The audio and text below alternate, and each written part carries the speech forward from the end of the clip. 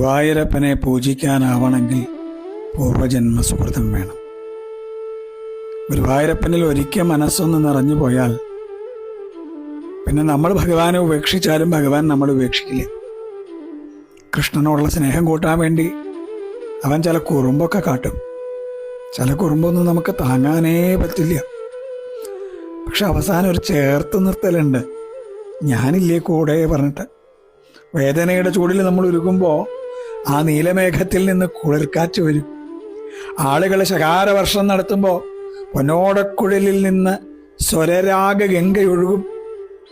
നമ്മൾ വിശന്ന് കണ്ണാന്ന് വിളിക്കുമ്പോഴേ കുഞ്ഞി കയ്യിൽ അവിലും ചീരക്കൂട്ടാനൊക്കെ ആയിട്ട് വരും.